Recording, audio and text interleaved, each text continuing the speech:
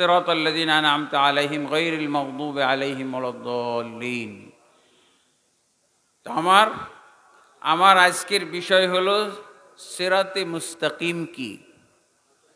এগুলো প্লে গ্রুপের অবস্থা, প্লে গ্রুপের আলোচনা সূরা ফাতিহা থেকে আলোচনা করতে দিয়েছে। কিন্তু দুঃখজনক হলো, কঠিন দুঃখজনক হলো সত্য কথা যে আমাদের বাংলাদেশে বিভ্রান্তি শুরু হয় সূরা ফাতিহা থেকে। কত ধরনের বিভ্রান্তি আছে। এই সালাফি কনফারেন্সের সাথে সামঞ্জস্যপূর্ণ তাফসীর আমরা ইনশাআল্লাহ আজকে শুনব। আর এই সূরা ফাতিহা দিয়েই আমরা বাংলাদেশের মুসলমান সূরা ফাতিহার এই ইহদিনাস সিরাতাল মুস্তাকিম সিরাতাল্লাযীনা আন'আমতা আলাইহিম গায়রিল মাগদুবি আলাইহিম এই আয়াতগুলোর তাফসীর করে আমাদের বাংলাদেশে অসংখ্য দল মতের জন্ম হয়েছে। অসংখ্য দল মতের জন্ম হয়েছে। সূরা ফাতিহাটাকে সূরা দোয়া বলা হয়, দোয়া আবার সালাত বলা হয়, সূরা ফাতিহাকে সালাত বলা হয়। এই সূরা ফাতিহার মাধ্যমে বান্দাদের আল্লাহর সাথে একটা সম্পর্ক স্থাপন হয়।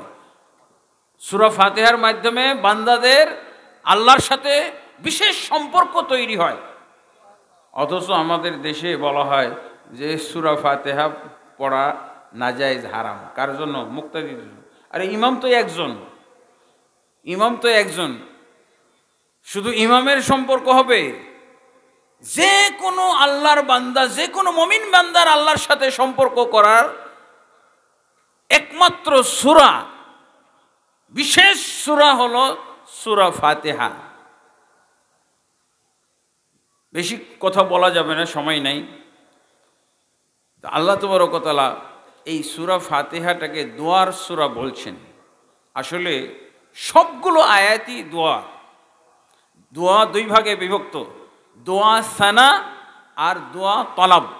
প্রশংসামূলক দোয়া আর আবেদনমূলক দোয়া, দুই ধরনের দোয়ার সমাহার ঘটেছে এই সূরা ফাতিহার মধ্যে। 6 এবং 7 নম্বর আয়াতের উপরে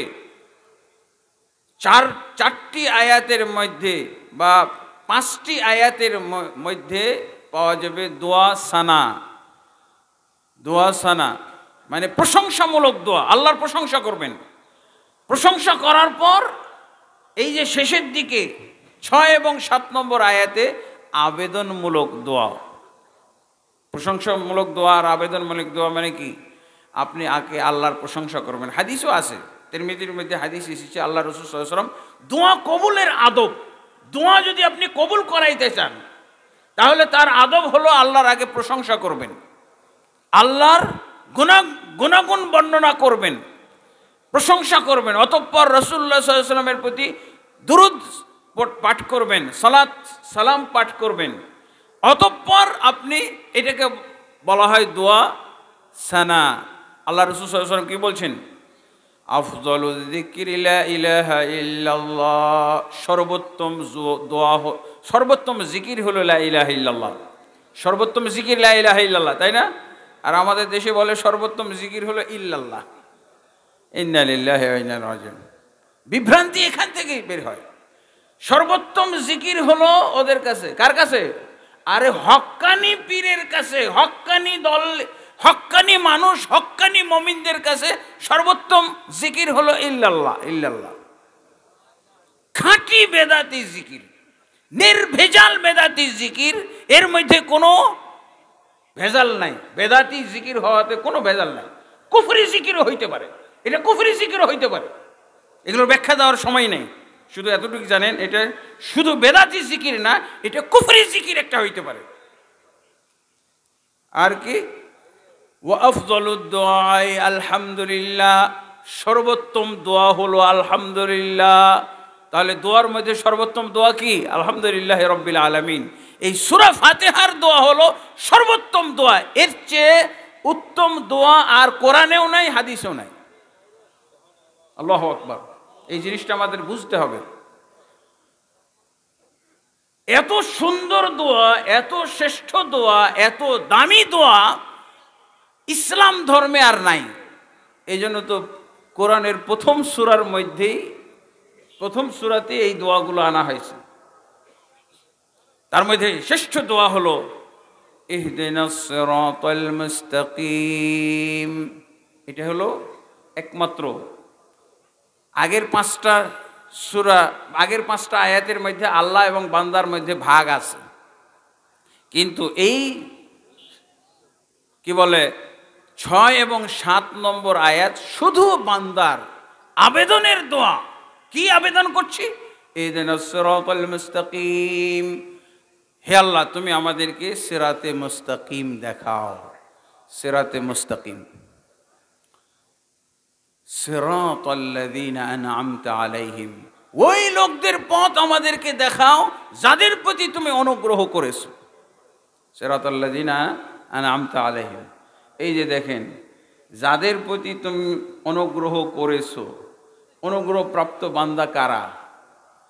এবার যদি আপনি চরমোনাই তাফসির পড়েন, চরমোনাই তাফসির শুনেন, সরসিনাই তাফসির শুনেন, দেওয়ানবাগী তাফসির শুনেন, যদি আপনি আটরশি তাফসির শুনেন, আপনি যদি মানিকগঞ্জি তাফসির শুনেন, এই তাফসিরে কি পাওয়া যায়?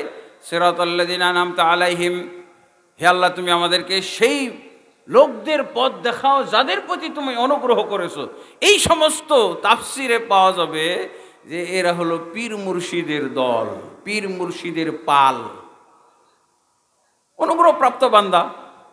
ইয়া আইয়ুহাল্লাযীনা আমানুত্তাকুল্লাহ ওয়া কুনু মা'আস সাদিকিন, হে ঈমানদারগণ তোমরা আল্লাহকে ভয় করো আর সত্যবাদীদের সাথে হয়ে যাও। কি তাফসির এগুলো? এগুলো হলো কুফরি তাফসির, এগুলো হলো বেদাতি তাফসির, এগুলো হলো পথভ্রষ্ট হওয়ার তাফসির, এগুলো সিরাতে মুস্তাকিমের তাফসির নয়। বুঝতে পেরেছেন? অনুগ্রহপ্রাপ্ত বান্দা কারা বলতেছে? এলো পীর মুর্শিদের দল। তাদের কাছে একটা প্রশ্ন করা দরকার যে আচ্ছা এই আয়াতটা যখন নাজিল হয় তখন কি এই পীর মুর্শিদরা ছিল? হ্যাঁ, ফালতু কথাবার্তা, ফালতু তাফসির, কুফরি তাফসির। তুমি যে এই তাফসিরটা করেছো, এই তাফসির তো রাসূলের যুগে নাজিল হয়েছিল। তো রাসূলের যুগে যখন এই আয়াতটা নাজিল হয়, তাহলে আন'আমতা আলাইহিম, আল্লাহর সেই অনুগ্রহপ্রাপ্ত বান্দা কাদেরকে বোঝানো হয়েছিল? ফাসিক ফাজিরের দল, বেদাতির পাল।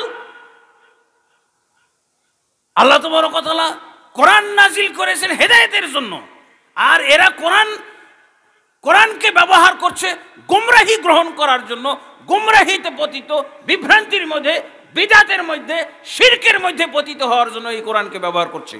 লা হাওলা ওয়ালা কুওয়াতা ইল্লা বিল্লাহ হাদাহুমুল্লাহ ওয়া আসলাহাহুম। আল্লাহ তাদেরকে হেদায়েত দান করুক, আল্লাহ তাদেরকে সঠিক পথ দান করুন। তারা বিভ্রান্তির মধ্যে রয়েছে। যদিও আমাদের দেশে কত বলি আমরা, 2,98,000 পীর, সব পীরের এটাই দলিল, পীর ধরার দলিল। আমার কাছে একটা বইও আসছিল একদিন, মানিকগঞ্জের পীরের লেখা।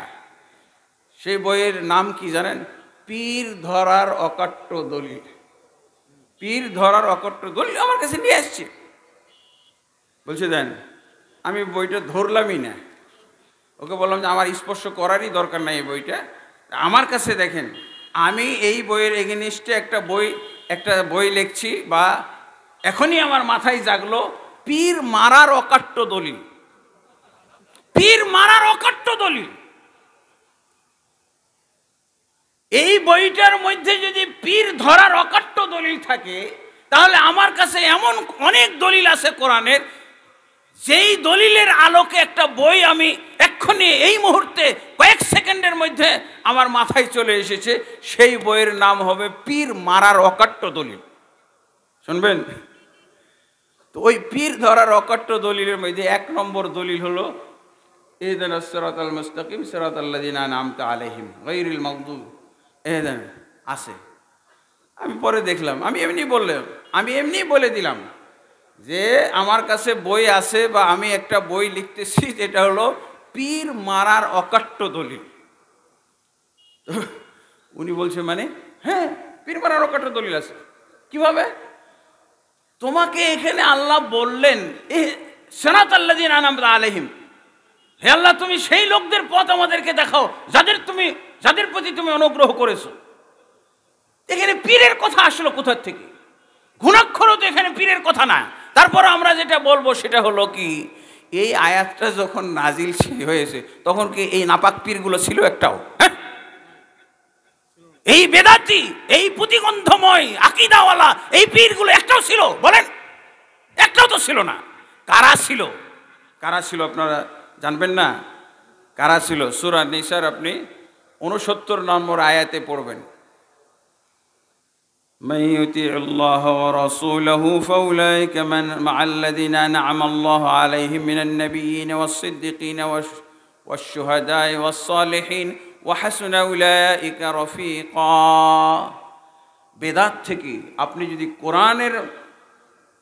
কোরআনের এরকম বাজে তাফসীর করেন, কোরআন থেকে যদি এরকম মন গড়া তাফসীর করেন, এরকম মতলববাজি তাফসীর করেন, আপনি নির্ঘাত কুফরি আকীদার মধ্যে আছেন। আপনি নির্ঘাত কোরআনকে নাপাক করেছেন, নির্ঘাত আপনি কোরআনকে অপবিত্র করেছেন। আপনার হাত থেকে কোরআন ছিনিয়ে নেওয়া উচিত। আপনার হাতে কোরআন নিরাপদ নয়, আপনার হাতে কোরআন দেওয়াই উচিত না। আপনি কোরআনটা ফেলে যান আমাদের কাছে, এই সালাফি কনফারেন্সে কোরআন জমা দিয়ে যান। আপনার জন্য এই কোরআন না। আপনি কুফরি নিয়ে থাকেন, আপনি বেদাত নিয়ে থাকেন, আপনি পীর নিয়ে থাকেন, আপনি এই ভ্রান্ত সব লোকদেরকে নিয়ে থাকেন।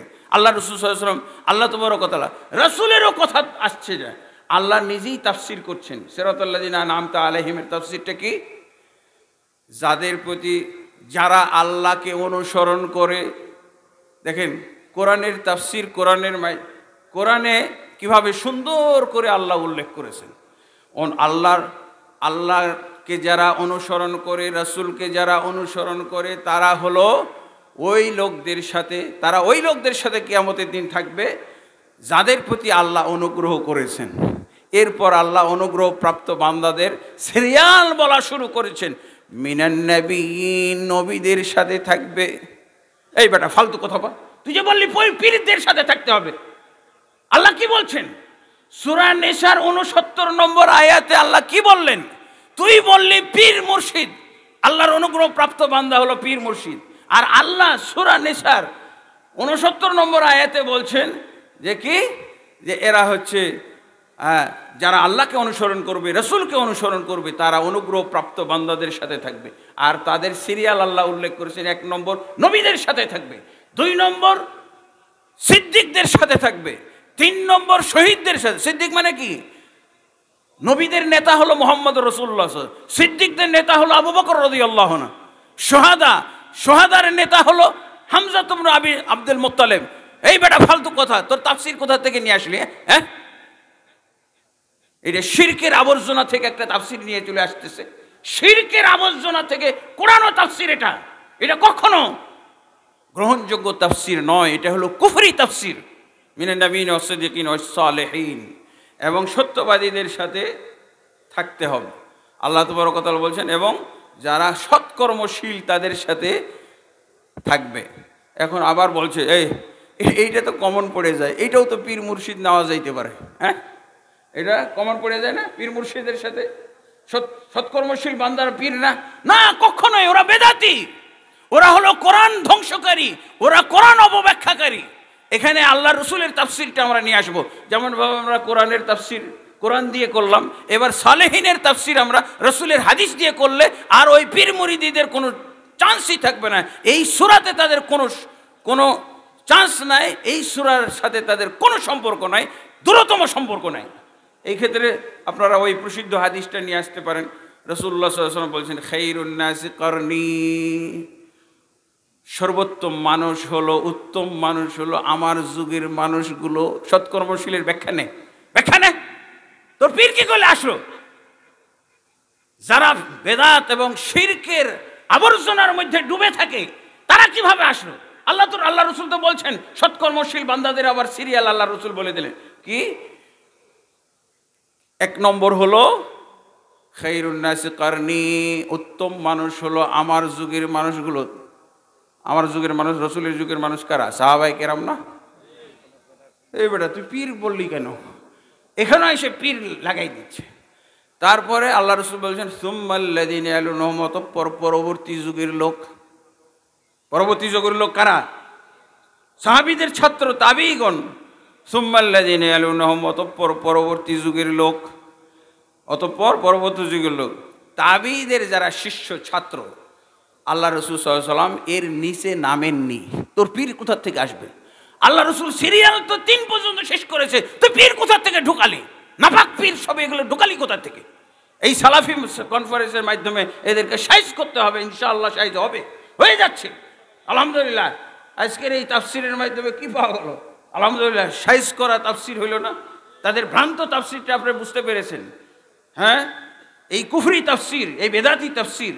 তাহলে আমরা যেটা কথা একটা বলি, যদিও কথাটার সাথে আমরা একমত নয়, বিসমিল্লাহ গলত বলি না, মানে শুরুতেই গলত। সূরা ফাতিহা থেকেই ওদের বিভ্রান্তি, ওদের বেদাত এবং তাদের শিরক এবং গোমরাহি শুরু হয়ে গেছে। তার সামনে কি যাবে বলেন? সূরা ফাতিহা দিয়েই তো পাওয়া গেল, ধরা পড়ে গেছে তারা। আল্লাহ তাবারক ওয়া তাআলা